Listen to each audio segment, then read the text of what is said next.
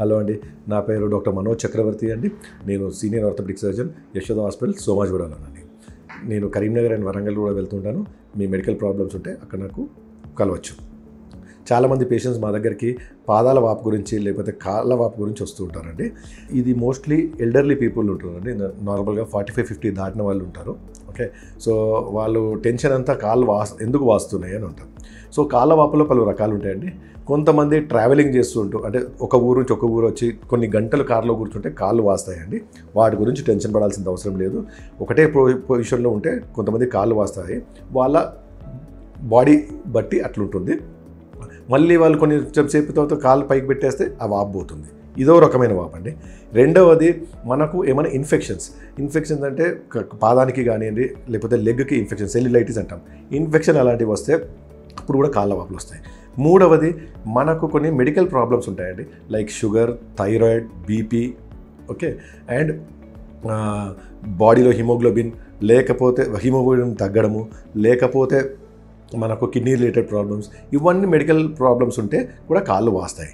So అప్పుడు వాళ్ళు మా దగ్గరికి వచ్చినప్పుడు మేము వాళ్ళని జనరల్ ఫిజిషియన్ లేకపోతే సంబంధిత డాక్టర్ దగ్గర పంపించి మేము వాళ్ళని ఆ కాజ్ ఏంది, ఎందుకు ఇలా వస్తున్నాయని వాళ్ళు కొన్ని బ్లడ్ టెస్ట్ చేస్తారు సార్.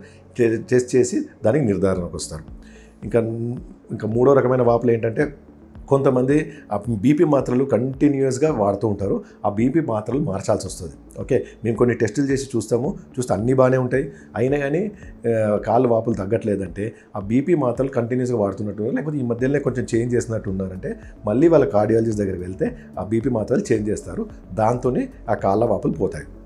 ఇంకొంతది ఏంటంటే, కొంతమందికి వ్యారికోజ్ వెయిన్స్ అని ఉంటుందండి. అంటే మన రక్త కణాలులో రక్త ప్రసారం తక్కువ అవ్వడం. ఓకే, గుండె దగ్గర నుంచి మంచి రక్తం కింద పాదం వరకు వెళ్ళాలి, చెడు రక్తం పైకి వెళ్ళాలి పాదం నుంచి గుండెకు. అప్పుడప్పుడు ఏమవుతుందంటే అది పాదంలోనే ఉండిపోతాయి, పూర్తి సరఫరా ఉండదు. ఇలాంటి వారు మా దగ్గరికి వస్తే మేము వాళ్ళని వ్యారికోజ్ వెయిన్స్ అని నిర్ధారణ చేసి పేషెంట్ చూసి ఇతర టెస్ట్ చేసి వారిని వేరే డాక్టర్ వాస్కులర్ సర్జన్ దగ్గర పంపిస్తాం. వారు ఆపరేషన్ చేయడమా లేకపోతే వేరే మందులు వాడడమా వాళ్ళు చెప్తారు. ఇంకొకటి ఏంటంటే, కాళ్ళ వాపులు రావడానికి ఏమైనా ఫ్రాక్చర్స్ లేకపోతే బెనకడము లేకపోతే ఆర్థరైటిస్ అంటాం. ఆర్థరైటిస్లో కూడా ఇన్ఫెక్టివ్ ఆర్థరైటిసా, లేకపోతే ఇన్ఫెక్షన్తో వచ్చిందా, లేకపోతే కీళ్ళవాతంతో వచ్చిందా, ఓకే, లేకపోతే న్యాచురల్గా ఎముక అరగడం వల్ల వచ్చిందా అని కూడా దీంతో అని మేము చూసి దానికి ఎక్స్రే కానివ్వండి, సిటీ స్కాన్ కానివ్వండి చేసి దానికి ఎందువల్ల వచ్చింది వాపు మేము చూసి దానికి తగు ట్రీట్మెంట్ ఇస్తాం. దాంతో ఈ కాళ్ళ వాపులు తగ్గిపోతాయి. కానీ పేషెంట్ ఏం టెన్షన్ పడాల్సిన అవసరం లేదు. డైరెక్ట్ మీరు ఆర్థోపెడిక్ సర్జన్ దగ్గరికి వెళ్తే ఆయన మీకు ఈ అన్ని ప్రాబ్లమ్స్లో ఏ ప్రాబ్లంతో మీకు ఇది వచ్చిందో క్లియర్ కట్గా చెప్పి మీకు తగు ట్రీట్మెంట్ ఇస్తారు.